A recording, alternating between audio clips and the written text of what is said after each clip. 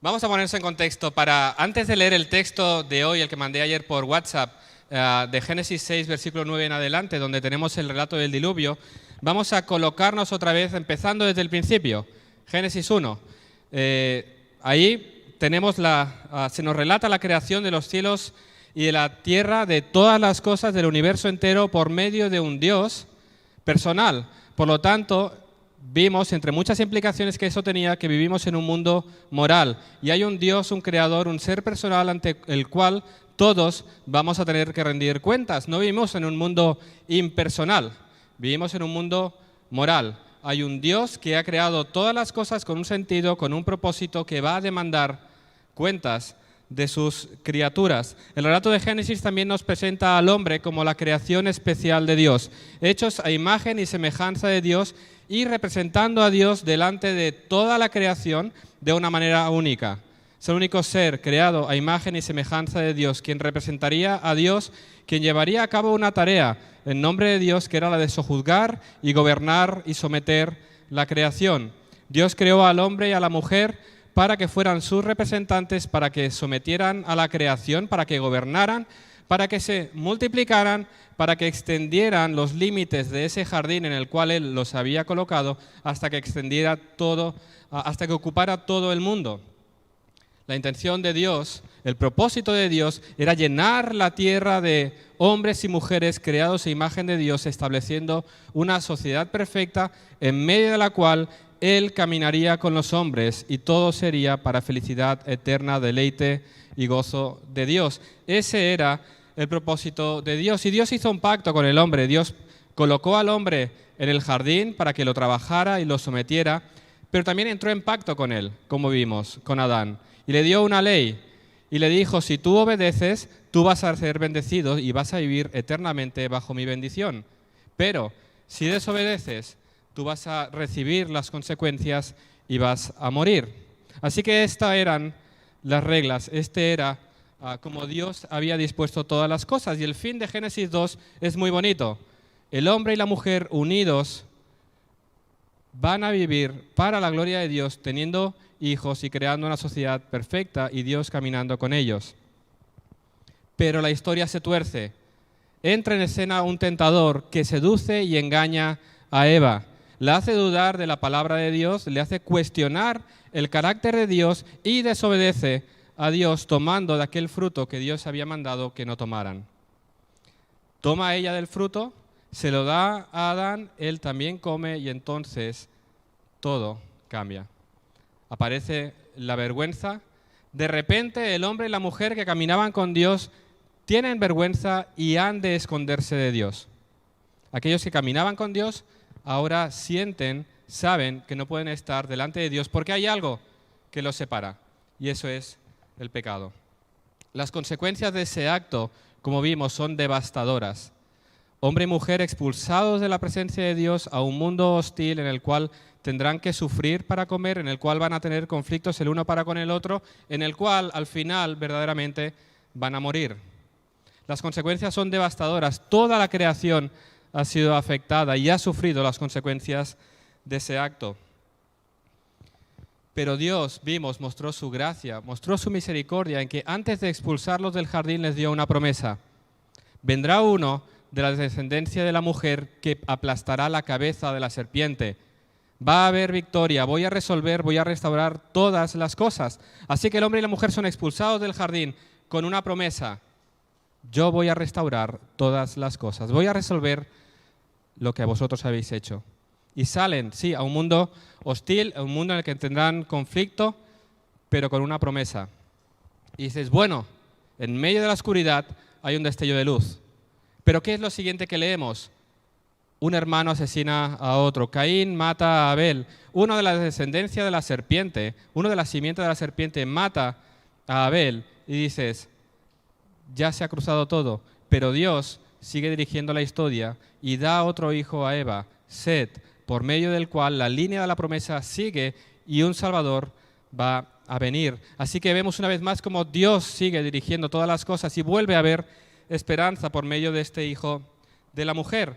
Y sigue la historia y vemos cómo esas dos líneas, esas dos simientes, la simiente de la serpiente que está formado por todos aquellos que están en rebeldía contra Dios, y la simiente de la mujer están en conflicto. La simiente de la serpiente intenta destruir a la simiente de la mujer. Y en Génesis 4 y 5 vemos estas dos simientes cómo se van creciendo y multiplicando, unas en maldad, las otras para la gloria de Dios.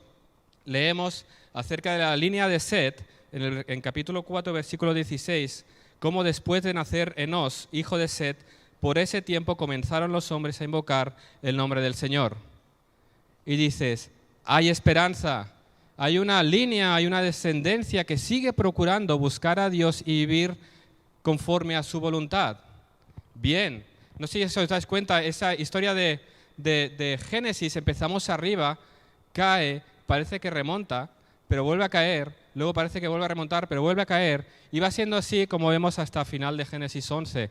Es una historia descendiente hasta la Torre de Babel.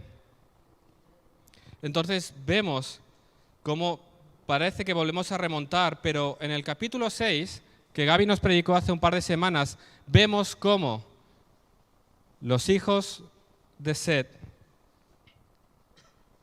casándose con las hijas de Caín. Los hijos de la simiente que procuraba vivir en devoción a Dios se casaron con aquellos que vivían en enemistad contra Dios y se corrompieron.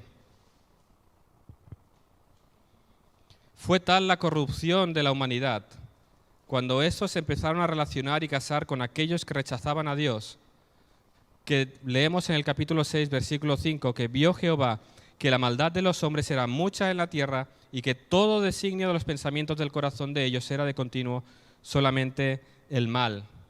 Fijaros a qué punto cayó la humanidad, que leemos que se arrepintió Jehová de haber hecho al hombre en la tierra y le dolió en su corazón.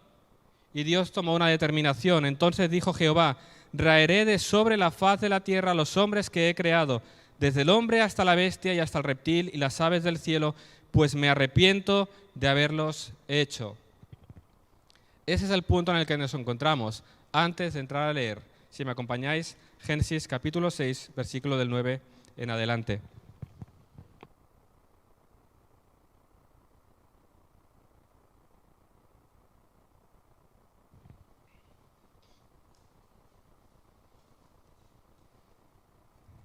Estas son las generaciones de Noé. Noé, varón justo, era perfecto en sus generaciones. Con Dios caminó Noé. Y engendró Noé 3 hijos, a Sem, a Cam y a Jafet. Y se corrompió la tierra delante de Dios y estaba la tierra llena de violencia. Y miró Dios la tierra, y he aquí que estaba corrompida, porque toda carne había corrompido su camino sobre la tierra. Dijo pues Dios a Noé, he decidido el fin de todo ser, porque la tierra está llena de violencia a causa de ellos, y he aquí que yo los destruiré con la tierra. Hazte un arca de madera de gofer, harás aposentos en el arca y la calafatearás con brea por dentro y por fuera. Y de esta manera la harás, de 300 codos la longitud del arca, de 50 codos su anchura y de 30 codos su altura. Una ventana harás al arca y la acabarás a 1 codo de elevación por la parte de arriba, y pondrás la puerta del arca a su lado y le harás piso bajo, segundo y tercero. Y he aquí que yo traigo un diluvio de aguas sobre la tierra para destruir toda carne en que haya espíritu de vida debajo del cielo. Todo lo que hay en la tierra morirá. Mas estableceré mi pacto contigo y entrarás en el arca tú, tus hijos, tu mujer y las mujeres de tus hijos contigo. Y de todo lo que vive, de toda carne, 2 de cada especie meterás en el arca para que tengan vida contigo. Macho y hembra serán. De las aves según su especie, de las bestias según su especie, de todo reptil de la tierra según su especie, 2 de cada especie entrarán contigo para que tengan vida. Y toma contigo de todo alimento que se come y almacénalo, y servirá de sustento para ti y para ellos. Y lo hizo así Noé. Hizo conforme a todo lo que Dios le mandó. Dijo luego Jehová a Noé, entra tú y toda tu casa en el arca, porque a ti he visto justo delante de mí en esta generación. De todo animal limpio tomarás 7 parejas, macho y su hembra, más de los animales que no son limpios, una pareja, el macho y su hembra. También de las aves de los cielos 7 parejas, macho y hembra, para conservar viva la especie sobre la faz de la tierra. Porque pasados aún 7 días, yo haré llover sobre la tierra 40 días y 40 noches, y raeré de sobre la faz de la tierra a todo ser viviente que hice. E hizo Noé conforme a todo lo que mandó Jehová. Era Noé de 600 años cuando el diluvio de las aguas vino sobre la tierra, y por causa de las aguas del diluvio entró Noé en el arca, y con él sus hijos, su mujer y las mujeres de sus hijos, de los animales limpios y de los animales que no eran limpios, y de las aves, y de todo lo que se arrastra sobre la tierra, de dos en dos entraron con Noé en el arca, macho y hembra, como mandó Dios a Noé. Y sucedió que al séptimo día las aguas del diluvio vinieron sobre la tierra. El año 600 de la vida de Noé, en el mes segundo, a los 17 días del mes, aquel día fueron rotas todas las fuentes del grande abismo, y las cataratas de los cielos fueron abiertas. Y hubo lluvia sobre la tierra 40 días y 40 noches. En este mismo día entraron Noé y Sem, Cam y Jafet, hijo de Noé, la mujer de Noé, y las 3 mujeres de sus hijos, con él en el arca. Ellos y todos los animales silvestres según sus especies, y todos los animales domesticados según sus especies, y todo reptil que se arrastra sobre la tierra según su especie, y toda ave según su especie, y todo pájaro de toda especie. Vinieron pues con Noé al arca, de dos en dos, de toda carne en que había espíritu de vida. Y los que vinieron, macho y hembra de toda carne vinieron, como le había mandado Dios, y Jehová le cerró la puerta. Y fue el diluvio 40 días sobre la tierra, y las aguas crecieron y alzaron el arca y se elevó sobre la tierra. Y sigue el relato describiendo cómo fue el diluvio. Ese es el texto en el que nos vamos a basar esta mañana. ¿Y qué es lo que encontramos aquí? Vemos a Dios tratando con el problema del mal por medio de un juicio que destruirá a toda la humanidad, excepto a Noé y su familia. Vemos también cómo Dios en su misericordia va a proveer liberación para su pueblo. Es decir, para Noé, el remanente de Dios. Y eso es lo que quiero que veamos en esta mañana. Quiero que veamos la realidad del juicio de Dios. Quiero que veamos la misericordia de Dios al proveer liberación para su pueblo. Y en tercer lugar, quiero que veamos cómo esto nos afecta. Cómo debemos vivir nosotros a la luz del juicio y de la liberación de Dios. Porque esto nos ha de llevar a vivir de una manera determinada. Así que vamos al texto, vamos a empezar por el principio. Y lo primero que vemos es que Dios mira al mundo y ve la terrible condición de la humanidad. Lo que ve es horrible. Versículos 11 y 12. Se corrompió la tierra delante de Dios y estaba la tierra llena de violencia, y miró Dios la tierra y he aquí que estaba corrompida porque toda carne había corrompido su camino sobre la tierra. Y un poco más atrás, en el versículo 5, leíamos que Jehová vio que la maldad de los hombres era mucha en la tierra y que todo designio de los pensamientos del corazón de ellos era de continuo solamente el mal. Eso es lo que Dios ve cuando mira al mundo. Y tú podrías preguntarte, yo me pregunto, ¿cómo sería? ¿Qué es lo que Dios vio? ¿Qué significa esa corrupción? ¿Qué estaría exactamente sucediendo en el mundo para que realmente Dios emitiera ese veredicto? Podemos hacernos una idea si miramos al mundo alrededor. No hay que ir mucho más allá ni imaginar demasiado. ¿Qué es lo que ves a tu alrededor? Cuando lees noticias, ves las noticias, ¿qué es lo que ves? La gente ya no quiere mirar las noticias, ¿verdad? Dice, al final todo es malo. Vivimos en un mundo lleno de violencia. Recientemente hemos tenido varias noticias de asesinatos por puro placer de grupos de jóvenes que liberan su adrenalina haciendo mal por hacer mal. Vemos alrededor del mundo secuestros, torturas, asesinatos, constantemente. Hay lugares en que los asesinatos son peores que cualquier plaga, que cualquier enfermedad y pandemia. Hay cientos y miles de muertos diariamente alrededor del mundo por disputas, por odios, por venganzas y por placer. Hay pueblos que están siendo masacrados, están siendo asesinados simplemente por pertenecer a una etnia. Vemos al mundo y vemos un genocidio silencioso. ¿Cuántos millones de niños y niñas están siendo asesinados dentro de los vientres de sus madres? Personas a las que se les ha quitado el derecho más fundamental, que es el derecho de la vida. Vemos alrededor del mundo injusticias constantemente, cómo los poderosos oprimen a los débiles, cómo algunos mueren de hambre, no tienen que llevarse a la boca, mientras el mundo rico se gasta el dinero en tonterías, en vanidades. Y seguimos mirando al mundo y lo único que vemos es mal, es violencia, es injusticia constantemente. Podrías seguir diciendo, seguramente en tu mente tendrás pensamientos de qué es lo que has visto a tu alrededor últimamente.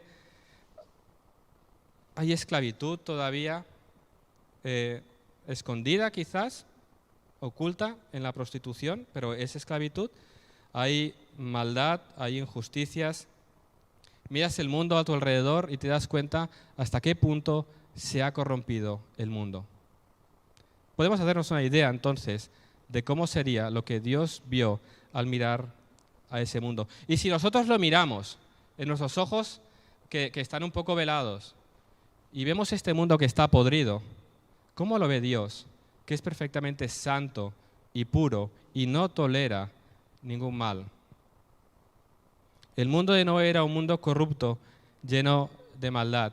Y era tal la situación que Dios emitió este veredicto: he decidido el fin de todo ser, porque la tierra está llena de violencia a causa de ellos, y he aquí que yo los destruiré con la tierra. Dios va a ejecutar juicio, va a destruir a toda la humanidad, excepto a Noé, quien halló gracia ante los ojos de Dios.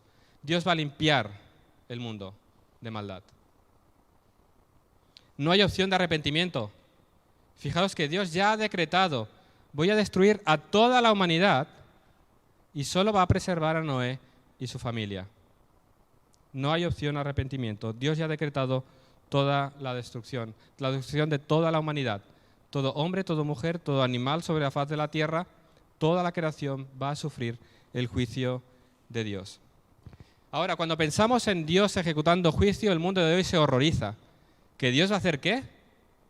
¿Que Dios realmente va a quitar la vida a hombres y mujeres? ¿Qué tipo de Dios es este que muestra ira? Yo no creo en un Dios así. El Dios en el que yo creo es un Dios de amor, es un Dios tolerante. Y en ocasiones los cristianos se encuentran intentando defender al Dios del Antiguo Testamento, intentando justificar sus actos, por qué actúa como actúa. Y somos muy rápidos a juzgar a Dios por la manera en que Él actúa. Pero párate por un momento y piensa: cuando tú has visto alguna de estas injusticias o has leído de un asesinato, de una violación, de cualquier mal, ¿qué es lo que pasa por tu mente? ¿Qué es lo que demandas? ¿Qué es lo que esperas? ¿Justicia? ¿Quieres que el malvado pague por su culpa? ¿Es así? Queremos que el que comete el mal pague las consecuencias de sus actos. Así es. Eso es lo que existimos. Eso es lo que exigimos. Y lo vemos alrededor del mundo. Cuando sucede cualquiera de estas desgracias, el mundo entero sale con pancartas a la calle exigiendo ¿qué? Justicia. Que el malvado pague la culpa por sus actos. Que sea retribuido conforme a sus actos. El hombre exige que aquellos que cometen mal paguen por sus actos. ¿De dónde creéis que viene ese sentido de justicia que está en nosotros? De haber sido hechos a imagen de Dios.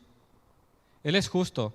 Uno de sus atributos es la justicia, una justicia perfecta.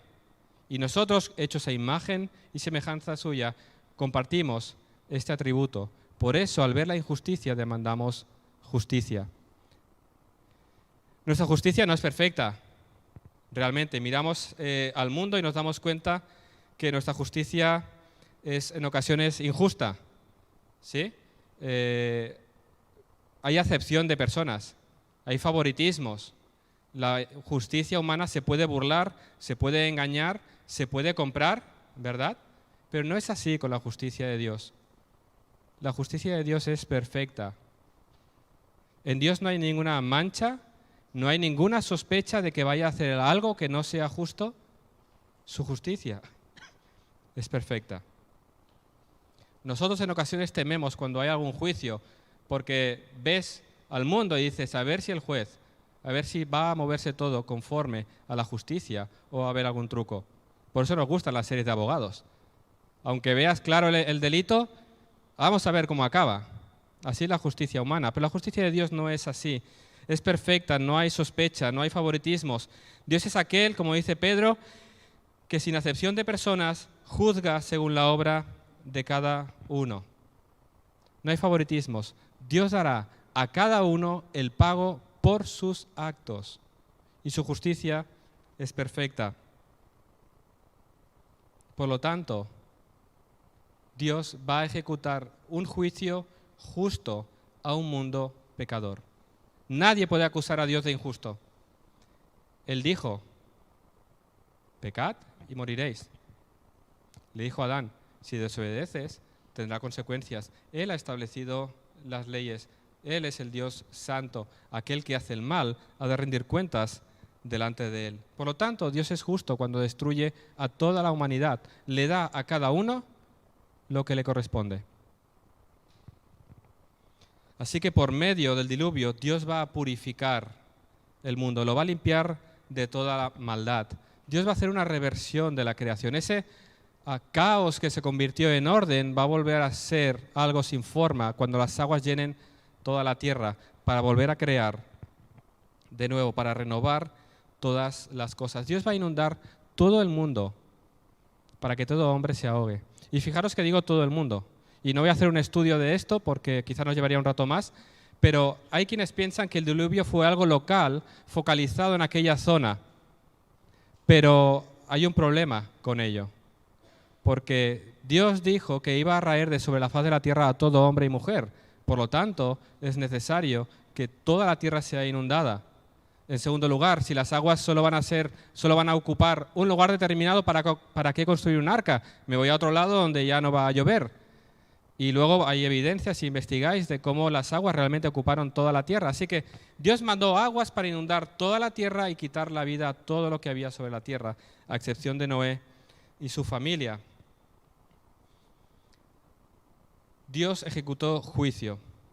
Y ese juicio del diluvio es un modelo profético de lo que sucederá al fin de los tiempos. Hay un juicio venidero. Dios creó, Dios purificó por el agua en el tiempo del diluvio y vendrá un día en que Dios purificará todas las cosas por medio del fuego. Así es. Las Escrituras hablan claramente de un juicio final, donde toda la creación pasará por fuego, donde la tierra será purificada, esta vez por fuego y esta vez de manera definitiva y completa. Hay un juicio venidero ante el cual todos nos vamos a enfrentar. Y Jesús habló claramente de este juicio. A menudo las personas que tienen problemas con el Dios del Antiguo Testamento hacen una distinción entre el Dios de justicia e ira del Antiguo Testamento y el Jesús de amor del Nuevo Testamento. Pero hay un problema. El Dios del Antiguo Testamento fue un Dios de misericordia porque preservó a su pueblo y dio salvación a hombres y mujeres pecadores. Y Dios se reveló en Jesús. Sí, Él es amor, pero Jesús es el que va a venir a juzgar al mundo y Él es el que va a condenar a las personas. Fijaros lo que Jesús mismo dice en el Evangelio de Mateo. Él habla de sí mismo así: porque el Hijo del Hombre vendrá en la gloria de su Padre con sus ángeles y entonces pagará a cada uno conforme a sus obras. Versículo 25, capítulo 25. Cuando el Hijo del Hombre venga en su gloria y todos los santos ángeles con él, entonces se sentará en su trono de gloria y serán reunidas delante de él todas las naciones, y apartará los unos de los otros como aparta el pastor las ovejas de los cabritos, y pondrá las ovejas a su derecha y los cabritos a su izquierda. Entonces el rey dirá a los de su derecha: venid, benditos de mi Padre, heredad el reino preparado para vosotros desde la fundación del mundo. E irán, versículo 46, estos al castigo eterno, los que están en contra de él, y los justos a vida eterna. Jesús nos advierte de un juicio venidero. Él vino una vez como Salvador, como podemos leer en las Escrituras, para entregar su vida en sacrificio, para satisfacer la justicia de Dios. Él vino a entregarse como sacrificio para pagar la deuda del hombre. Él vino a proveer salvación para su pueblo. Él murió, Él fue sepultado, al tercer día resucitó, ascendió a los cielos, está sentado a la diestra del Padre y Él ha dicho que va a regresar en poder y gloria a juzgar el mundo. Él vendrá y mirará, y a unos los apartará para sí y a otros los llevará a la perdición eterna. Esto es el juicio venidero. Él volverá, lo ha dicho, y sabemos que esto es verdad. Y esto es bueno. ¿Y es bueno? Es muy bueno, porque nos asegura, nos da la confianza de que al final se va a hacer justicia. Porque vivimos en este mundo y vemos al malvado triunfar. Vemos a dictadores que mueren sin pagar sus deudas o que se esconden toda su vida hasta que fallecen de ancianos. Vemos a ladrones, a malvados que nunca llegan a pagar por sus deudas aquí. Y eso podría causarnos desesperación. La buena noticia es que hay un juicio, se va a hacer justicia. Hay uno que va a hacer justicia. Por lo tanto, podemos tener esperanza. Sí, hay muchos que se han salvado de recibir su castigo aquí en este mundo. No hay problema. Un día estarán delante de Dios, aquel que tiene el poder para salvar y también para condenar. Aquel día van a recibir el justo pago por sus actos. Así que descansa. Claro, procuremos la justicia en este mundo, pero tranquilo, Dios va a hacer justicia al fin de los tiempos. Y esto es una buena noticia.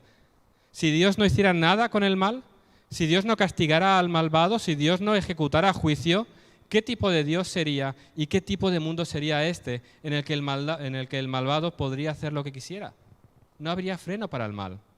¿Para qué dejar de hacer cualquier mal si al final me puedo escaquear? Pero esto, la realidad del juicio final nos da esperanza. Esperanza de que un día se va a hacer justicia. De que todos un día nos presentaremos delante de Dios. Así se lo recuerda Pablo a los Corintios.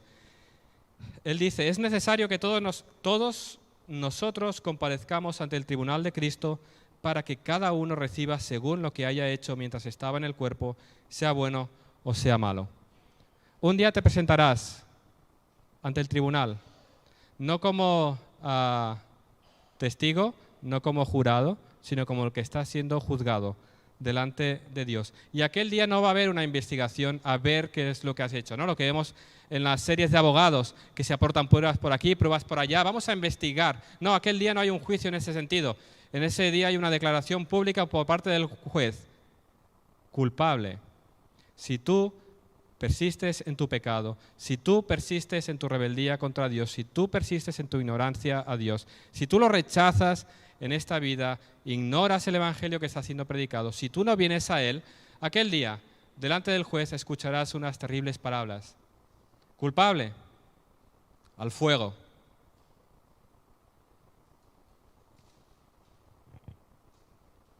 Si tú no has creído, ya has sido condenado. Así leemos en Juan 3:18, el que en él cree, en Jesús, no es condenado, pero el que no cree ya ha sido condenado porque no ha creído en el nombre del unigénito Hijo de Dios. Si tú no crees, ya has sido condenado. Solo falta escuchar el veredicto público, pero tú ya estás condenado. Y el castigo, la condenación eterna, es realmente terrible. El infierno, un lugar donde el sufrimiento es eterno. Y esto es suficientemente serio como para que de hoy pares y consideres tu condición delante de Dios. Es suficientemente serio y grave como para que hoy examines tu corazón y veas cuál es tu posición delante de Dios. Porque tú puedes engañar a tu familia, tú puedes engañar a tus amigos, tú puedes engañar a los hermanos de esta iglesia, tú puedes engañar a quien quieras, pero Dios ve los corazones. Ante Él está todo descubierto. Jesús sabe quiénes son los suyos y un día apartará a la derecha a sus ovejas y apartará a la izquierda a aquellos que no son suyos. ¿Qué será contigo aquel día? ¿Tú puedes engañarme hoy? ¿Engañar a tu familia a parecer una oveja? ¿Como Judas? ¿Engañar? ¿Parecer un cristiano? ¿Hacer las cosas que hace un cristiano? Pero tu corazón no está por Dios. Nunca has sido a los pies de Cristo en arrepentimiento y fe. No importa que aquel día traigas tu buen informe de buenas obras, que digas que ibas a la iglesia, que has hecho todo lo que se espera de un cristiano. No importa que seas un buen hijo, un buen esposo, un buen padre, una buena madre, un buen vecino, un buen trabajador, un buen ciudadano que paga sus impuestos. No importa nada de esto. No sirve absolutamente de nada. Si tú no estás en Cristo, tú estás bajo el juicio de Dios. Dios está airado contigo. Y hermanos, pequeño paréntesis, prediquemos el evangelio con fidelidad. No prediques al mundo pecador que Dios los ama. Dios no ama al pecador. Dios está airado contra el pecador y Dios condenará al pecador por toda la eternidad. La ira de Dios está sobre todo hombre y mujer pecador. Dios ama al pecador arrepentido. Pero no le digas a un pecador que Dios le ama. Dile que la ira de Dios está sobre él y que si no se arrepiente, pasará la eternidad en un lugar de tormento eterno. Piensa en ello. Si tú no estás en Cristo, Dios está airado contigo y su ira será derramada sobre ti por toda la eternidad, en un lugar de sufrimiento eterno. Si rechazas a Dios hoy, es un problema. Pero el problema mayor será aquel día en que sea Dios quien te rechace a ti y seas condenado por toda la eternidad. Si no estás en Cristo, estás bajo el juicio de Dios. Y llegará un día que te lamentarás y te lamentarás de haber ignorado y rechazado el Evangelio. De cuán necio e insensato has sido en esta vida en que no has escuchado el Evangelio y no has procurado el perdón de tus pecados. Aquel día te darás cuenta de cuán necio e insensato has sido dedicando tu vida a lo que es inútil, desperdiciando ese Evangelio que te ha sido predicado.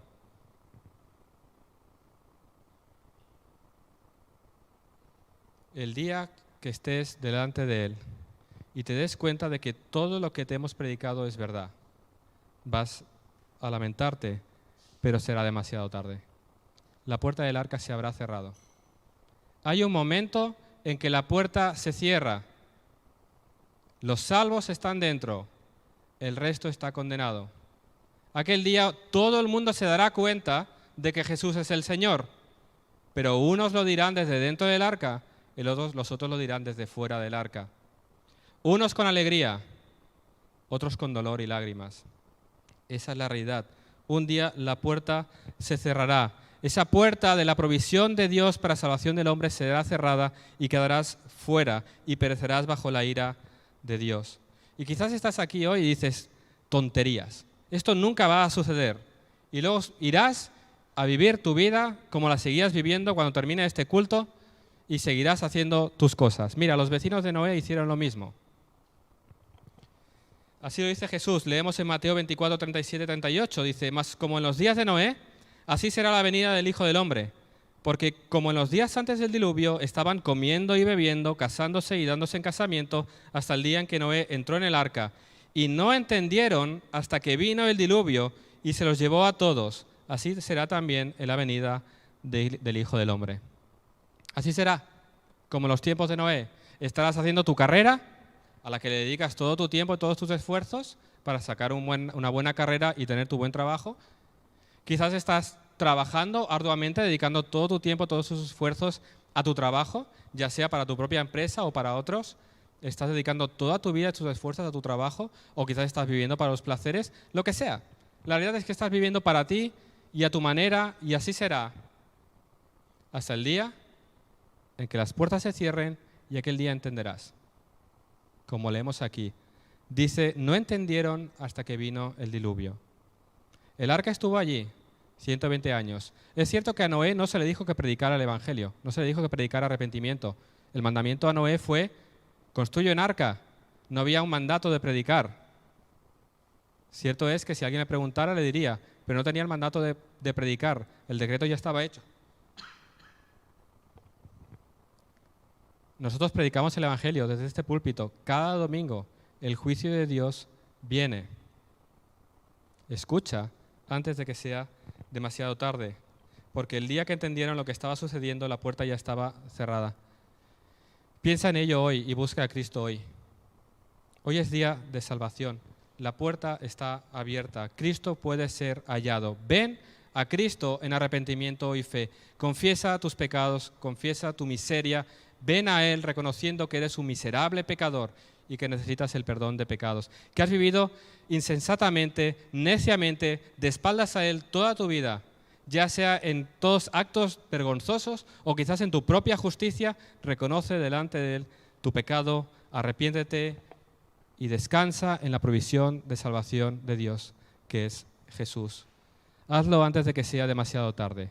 Mirad, una cosa que nos ha enseñado el COVID, muy buena, que nos hayamos olvidado, es que no sabemos qué día nos vamos a ir de aquí. Tú puedes estar hoy bien y mañana de repente te empeoras y a los 3 días ya no estás. No vivamos como si nunca vamos a morir. Vive ante la realidad de que el juicio es venidero y de que un día te presentarás delante de Él. Hay un juicio, esa es la mala noticia, pero hay una buena noticia, Dios en su misericordia provee salvación para todo aquel que se arrepiente. Para su pueblo hay salvación. Fijaros, después de decirle a Noé que iba a destruir a todo hombre sobre la faz de la tierra y de mandar construir un arca, Dios le dice a Noé: mas estableceré mi pacto contigo y entrarás en el arca, tú, tus hijos, tu mujer y las mujeres de tus hijos contigo. En su misericordia, Dios ha provisto un arca, un lugar para la salvación de su pueblo. No es el remanente de Dios, el único fiel a Él en medio de toda la humanidad. Aquel que en medio de ese mundo de oscuridad se mantiene fiel a Dios y cuya vida es íntegra delante de Él. Como nos decía Gaby hace un par de semanas, Noé halló gracia ante los ojos de Dios. Ahora, eso no significa que Noé fuera perfecto. Si seguimos leyendo el relato bíblico, vemos el acto vergonzoso que él cometió al salir del arca. No es que él era sin pecado, sino que él halló gracia delante de Dios. Él fue receptor de esa gracia de Dios. Él fue salvo no por sus obras, no por su bondad, por fe.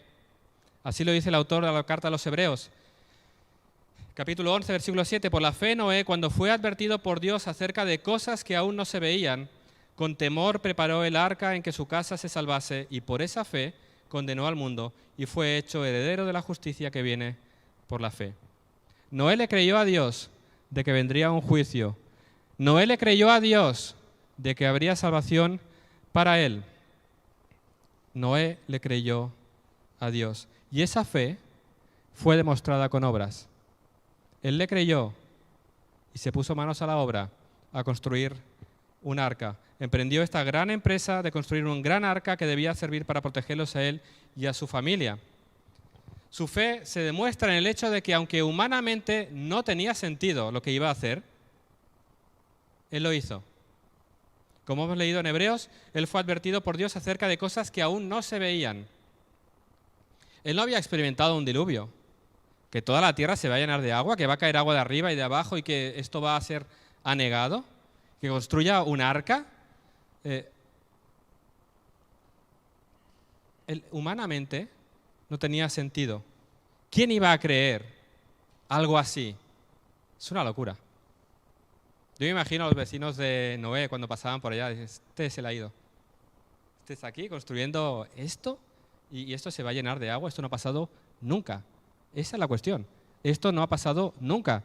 Y como no ha pasado nunca, no va a pasar nunca. Esa es la mentalidad de los hombres en ese tiempo y como veremos luego también en el tiempo de ahora. No había ninguna razón para creer que habría un diluvio, salvo que Dios lo había dicho. Y para Noé, la palabra de Dios era confiable, era verdadera. Dios le creyó. No había más evidencia, más prueba, que el hecho de que Dios lo había dicho. Y él le creyó. Y lo vemos así, como por 2 veces se dice de Noé. Y lo hizo así Noé, hizo conforme a todo lo que Dios le mandó. Él hizo. Dios habló y él obedeció. El plan era de Dios. Él lo diseñó sin consultar al hombre. Así es siempre con la salvación. Dios prepara, Dios ejecuta. La salvación es la obra poderosa, soberana de Dios. Él la dispone y no nos consulta a nosotros acerca de cómo debemos hacerlo. Y Dios obra en maneras tan grandes, tan maravillosas, tan asombrosas. Sus planes son tan grandes que no podemos llegar a concebirlo. Si nos lo explicara completamente no podríamos llegar a entender. La salvación no consiste en lo que yo puedo hacer por Dios, en el plan que yo perfectamente puedo llegar a preparar para ser aceptado por Él y entrar en el cielo. Abandona tus planes de salvarte, abandona tus planes de desarrollar una vida religiosa de buenas obras, abandona tus planes porque no sirven absolutamente para nada. Dios ha establecido el camino de salvación. Él ha establecido cómo tiene que ser y va a ser por medio de un arca. Mira, salvarte a tu manera, como tú crees, es como si Noé construyera un coche muy, muy bonito, un Tesla. Mira, va a venir un diluvio, yo creo que con un Tesla ya faig. Y las aguas inundan, tú estás ahí dentro de tu coche y mueres. Es ridículo, pero el hombre hace esto. Dios ha establecido la manera en que los hombres pueden ser salvados. Y los hombres siguen construyendo Teslas para salvarse de un diluvio. Es absurdo. La salvación es la obra poderosa y soberana de Dios. Él establece los términos y Él la ejecuta. Así Moisés nos lo expresa. Él es el actor principal en este relato. Fijaros, Moisés de manera expresa nos dice cómo va a ser esto. Él nos dice que es Dios quien se acerca a Noé y le explica lo que va a hacer. Va a destruir a los hombres y animales sobre la faz de la tierra. Es Dios quien le da las indicaciones a Noé de cómo tiene que construir el arca por medio del cual serán salvos él y su familia. Dios da las medidas, cómo debe ser construida, qué animales tienen que entrar. Es Dios quien hace pacto con Noé, asegurándole que será salvado. Es Dios que le manda a Noé, entra en el arca. Es Dios quien manda la lluvia y es Dios quien cierra la puerta. Versículo 16 del capítulo 7. Los que vinieron, macho y hembra de toda carne, vinieron como había mandado Dios y Jehová cerró la puerta. La obra de salvación es la obra soberana y poderosa de Dios, quien provee salvación, quien establece los términos de cómo podemos ser salvados. Y sus planes se cumplen conforme a sus propósitos, y todo sucede tal y como Él había establecido. Y es importante que recordemos esto, que es Dios quien salva, quien da liberación a su pueblo y trae juicio a sus enemigos. Es importante cuando consideramos el relato del diluvio recordar a quién está hablando Moisés. Moisés está hablando a una generación que ha sido liberada de Egipto y está yendo a la tierra. Es un pueblo que ha sido salvado. Y vamos a ver cómo Moisés de manera deliberada relata el relato del diluvio con similitudes a lo que sucedió en el Éxodo, para que veamos que es Dios quien salva, es Dios quien determina y es Dios quien lleva adelante todas las cosas. Fijaros, Moisés hace una serie de similitudes, hay muchas más, solo voy a mencionar 3 para que veamos cómo lo hace Moisés. En primer lugar, Moisés nos dice que el diluvio vino sobre la tierra por la violencia de los hombres. En Éxodo vemos que el juicio sobre Egipto viene por la violencia de los egipcios contra el pueblo de Dios. En segundo lugar, vemos el uso de las palabras de Moisés. La palabra, el término hebreo que Moisés usa para arca de Noé, es el mismo término que usa él para la canasta en la cual él fue preservado. Es decir, Dios usó un arca para salvar a Noé y así salvar a la raza humana. Dios usó un arca para salvar a Moisés y de esta manera salvar a su pueblo Israel. En tercer lugar, vemos cómo Dios cierra la puerta del arca, condenando a una humanidad impía a morir bajo las aguas del diluvio. En Éxodo 13:15 vemos cómo Dios hace pasar al pueblo por medio de las aguas y cómo Dios cierra las aguas para que los enemigos de Dios mueran y perezcan bajo las aguas del Mar Rojo. Así que vemos que estas similitudes entre el diluvio y el Éxodo, de la manera que lo explica Moisés, nos han sido dadas para que veamos que Dios provee salvación para su pueblo. El pueblo debe obedecer lo que Dios ha dicho y caminar en base a ello. Dios salva a su pueblo, provee salvación. ¿Veis la intencionalidad de Moisés al explicar todo esto? ¿No os asombráis al ver cuán maravillosas son las obras que Dios ejecuta? ¿No os maravilláis al ver cómo Dios salva con mano poderosa, cómo libra a su pueblo del juicio y cómo destruye a los enemigos del pueblo de Dios? Ese es nuestro mismo Dios. Fijaros que todos pasan por el juicio, pero unos son librados. Él quiere que veamos la fidelidad de Dios al preservar a su pueblo y proveer liberación. Quiere que veamos cómo Dios nos salva de su propio juicio. Eso es importante que lo veamos. Dios nos salva de sí mismo, porque Él va a traer juicio. Él nos salva de ese juicio que Él va a traer. Solamente aquellos que se refugian en el arca que Dios ha provisto en Cristo Jesús van a ser salvados. Dios ha provisto salvación. Proveyó un arca para Noé, proveyó una canasta para Moisés, abrió el Mar Rojo para que el pueblo pasara y en este último tiempo ha enviado a Jesús, su propio Hijo, quien sufrió el juicio divino en aquella cruz en nuestro lugar. Las aguas del juicio pasaron sobre Jesús.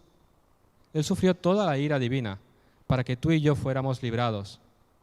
Él recibió el castigo por nuestros pecados.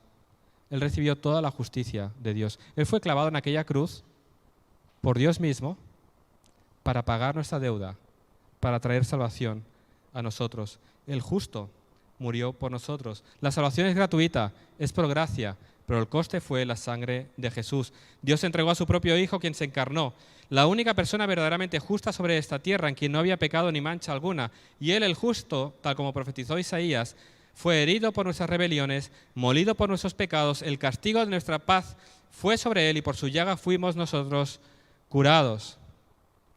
Él sufrió la ira de Dios para que tú no la sufras en la eternidad. Él sufrió el castigo por tus pecados para que tú un día seas salvados. Él es el arca que Dios ha provisto para que todos aquellos que nos refugiemos bajo su sangre seamos salvados y preservados en aquel día del juicio. Ven a Cristo en arrepentimiento y fe. Descansa en su obra perfecta.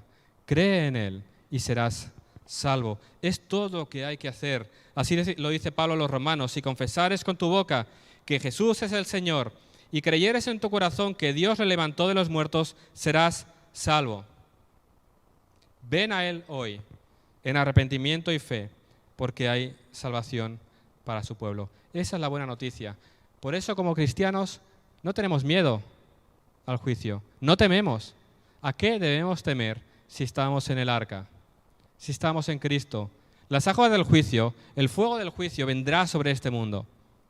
Pero tú y yo vamos a ser preservados por gracia. Y no porque lo merezcamos. No porque Dios nos haya visto y haya dicho, mira, este es de los buenos, me lo paso para aquí. No, este es de los malos, pero lo voy a salvar. Voy a entregar a mi Hijo por Él y lo voy a preservar y va a disfrutar de mí por toda la eternidad. ¿Tú te das cuenta de con cuán grande amor Dios te ha amado? Tú mereces morir bajo las aguas del diluvio. Tú mereces ser muerto, perecer y sufrir el infierno eterno. Pero Dios ha mostrado gracia para contigo. Ha provisto salvación, te ha traído al arca y un día cerrará la puerta para que estés seguro en Él, por toda la eternidad. Gloria a Dios. Dios es poderoso para salvar, sus obras son maravillosas. Y por eso cantamos cuando empezamos el culto, porque estamos alegres. Dios nos ha salvado. ¿A qué vamos a temer? El mundo se está pudriendo, sí. El mundo va a peor, sí. Pero hay esperanza. Dios ha prometido que un día estaremos con Él y confiamos que esto será así. Aunque ahora veamos y no veamos, no entendamos, pero esto será así. Ahora, ¿cómo vivimos nosotros a la luz de ese juicio venidero? ¿Qué es lo que tenemos que hacer? ¿Empezar a mirar el cielo a ver cuando las estrellas empiezan a caer? ¿Empezar a hacer un poco de numerología para adivinar qué día Jesús va a venir? Vamos a buscar todos los periódicos y diarios y ver relaciones de noticias y decir, mira, pasa esto, pasa... Y empezar a ver si esta generación es y empezamos a hacer todo esto. No, nada de eso. ¿Qué debemos hacer sabiendo que hay un juicio que viene, que Cristo regresará a buscarnos y que somos salvos en Él? ¿Qué debemos hacer? Perseverar en obediencia, haciendo aquello que Dios nos ha mandado hacer, viviendo vidas íntegras y en santidad. Esto es lo que el creyente debe hacer mientras espera el día del juicio. Así lo hizo Noé. Por 2 veces se nos enfatiza eso. Y y lo hizo así Noé. Hizo conforme a todo lo que Dios le mandó. Noé perseveró en obediencia más de 100 años construyendo un arca, confiando en Dios, esperando aquello que aún no veía y que nunca se había visto. Piensa por un momento lo que significó para Noé sufrir las burlas de todos aquellos que había a su alrededor. No un día, no una semana, no unos meses, más de 100 años perseverando sin ver nada. No va a haber una mica de plugim, aquello que dices, mira, nada. Él estuvo esperando. Pensad lo que significó para él perseverar año tras año. A menudo queremos resultados rápidos, ¿verdad? Él tuvo que perseverar más de 100 años. Él perseveró en obediencia. Dios le había dicho, construya un arca, y él llevó a cabo esa tarea hasta el fin.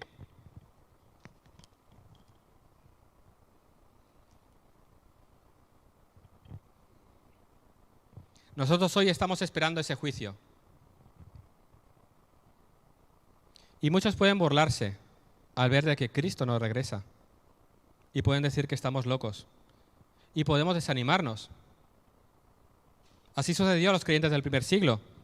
Los creyentes empezaron a desanimarse porque Cristo dijo que iba a regresar. Y aquella generación empezó a envejecer, empezaron a morir y empezaron a preguntarse, ¿va a venir Cristo? Y entonces el mundo venía a los creyentes y decía, ¿qué? ¿Dónde está vuestro Señor? ¿No dijo que vendría? Se está tardando. Así leemos, si me acompañáis en 2 de Pedro capítulo 3, exactamente lo que estaba sucediendo.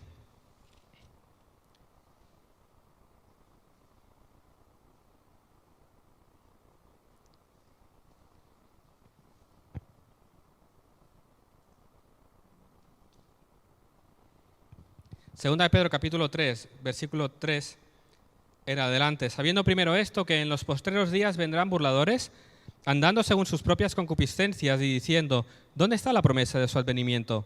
Porque desde el día en que los padres durmieron, todas las cosas permanecen así como desde el principio de la creación. Estos ignoran voluntariamente que en el tiempo antiguo fueron hechos por la palabra de Dios los cielos y también la tierra, que proviene del agua y por el agua subsiste. Por lo cual el mundo de entonces pereció anegado en agua. Pero los cielos y la tierra que existen ahora están reservados por la misma palabra, guardados para el fuego en el día del juicio y de la perdición de los hombres impíos. Mas, oh amados, no ignoréis esto, que para con el Señor un día es como 1000 años y 1000 años como un día. El Señor no retarda su promesa, según algunos lo tienen por tardanza, sino que es paciente para con nosotros, no queriendo que ninguno perezca, sino que todos procedan al arrepentimiento. Pero el día del Señor vendrá como ladrón en la noche, en el cual los cielos pasarán con grande estruendo, y los elementos ardiendo serán deshechos, y la tierra y las obras que en ella hay serán quemadas. Puesto que todas estas cosas han de ser deshechas, ¿cómo no debéis vosotros andar en santa y piadosa manera de vivir, esperando y apresurándoos para la venida del día del Señor de Dios, en el cual los cielos encendiéndose serán deshechos, y los elementos siendo quemados se fundirán? Los burladores del primer siglo se burlaban diciendo, el mundo pasará por fuego y todo será quemado y será de nuevo. Es una tontería, es un absurdo. Nunca ha pasado y nunca pasará. Y Pedro dice, mira, exactamente en el tiempo de Noé decían lo mismo, que el mundo nunca se había inundado y se inundó. Así que el hecho de que hoy las cosas sean como son no significa que un día no va a suceder lo que Dios ha hecho. Así que el fuego del juicio vendrá y renovará toda la tierra. Así que sed conscientes de ello. No lo hemos visto, no hemos visto pasar el mundo entero por fuego, pero un día será. Dios vendrá en juicio y renovará toda la creación. Purificará, quitará toda maldad, limpiará el mundo entero de maldad y hará un mundo nuevo, limpio, perfecto para siempre, en el que el pueblo de Dios vivirá por toda la eternidad. Es así, créelo, créele a Dios, aunque la evidencia alrededor te pueda decir lo contrario. Créele a Dios. Dios ha hablado, Dios es fiel, Dios cumple siempre sus promesas. Así que no te desanimes si no ves que aquel día llega, sino que sabiendo que aquel día llegará, vive de manera santa, vive de manera piadosa. Así vivió Noé. En lugar de desanimarse, sentarse y empezar a cuestionar a Dios acerca de qué sería, él se mantuvo íntegro, perseveró en obediencia a Dios. Moisés describe a Noé de qué manera. Varón justo, perfecto en sus generaciones, con Dios caminó Noé. En medio de un mundo podrido, Dios ve a Noé como un varón justo e íntegro.